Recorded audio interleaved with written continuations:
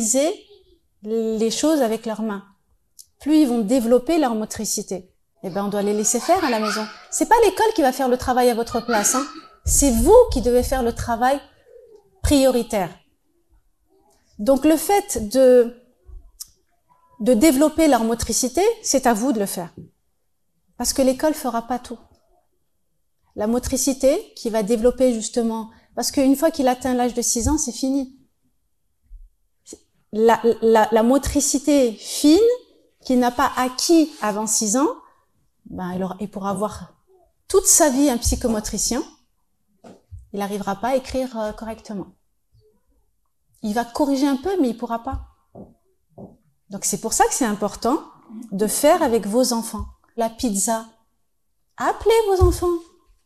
Viens, on va faire ensemble. Tiens, je te donne un bout de pâte. Et il va pétrir, il va appuyer. Vous voyez, hein, tous ces mouvements-là, ça muscle. Ouais, mais il va en mettre partout. On s'en fiche qu'il va en mettre partout. On va nettoyer. Quand vous recevez du monde à la maison et qu'il y a des enfants qui viennent aussi, ils en mettent partout, les enfants. C'est les enfants des autres. Vous dites rien. Mais Chouma, c'est pas... Mais quand c'est vos enfants, vous êtes exigeants. Vous exigez de vos enfants ce que vous n'exigez pas des autres. Donc, attention. Ça va vous prendre du temps. Les enfants, quand ils sont petits, ils demandent du temps. Ils demandent de la disponibilité. Et cette disponibilité, vous êtes obligé de la leur donner pour qu'ils puissent se développer correctement. On doit passer minimum 20 minutes par jour avec ses enfants, exclusivement. 20 minutes. Ça veut dire, je reste 20 minutes avec mon enfant, je fais une activité, je joue avec lui. Je regarde pas la télé, hein. Je joue avec lui. Je parle avec lui. Je lis un livre. Mais c'est de l'exclusivité. Parce que c'est comme ça que vous allez développer les zones de son cerveau qui sont les zones de l'empathie. Il a été prouvé scientifiquement que les enfants, c'était une étude sur plusieurs années et sur énormément de familles, que les enfants qui ont reçu justement ce temps avec leurs parents, exclusivement, chaque jour, ont développé les zones de leur cerveau qui étaient empathiques.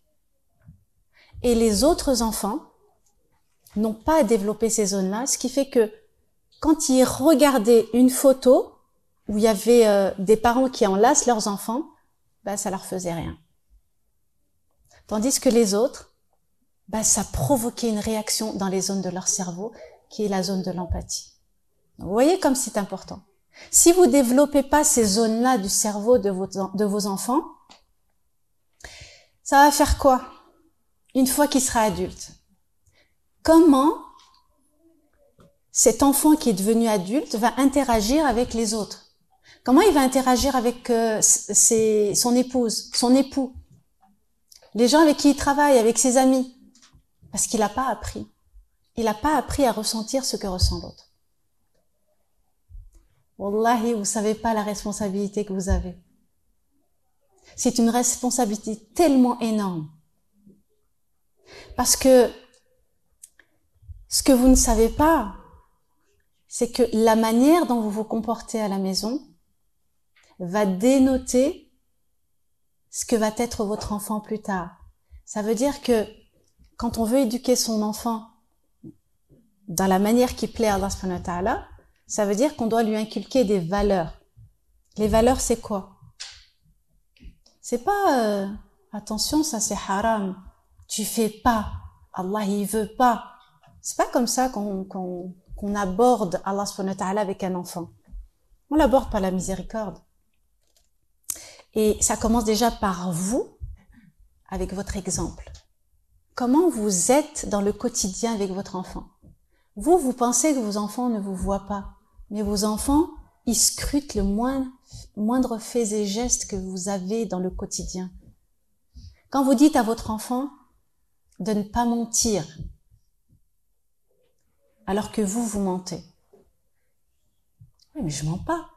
Il y a quelqu'un qui appelle, ou vous êtes avec de la famille, une sœur, n'importe quoi. Vous êtes en train de parler, vous êtes en train...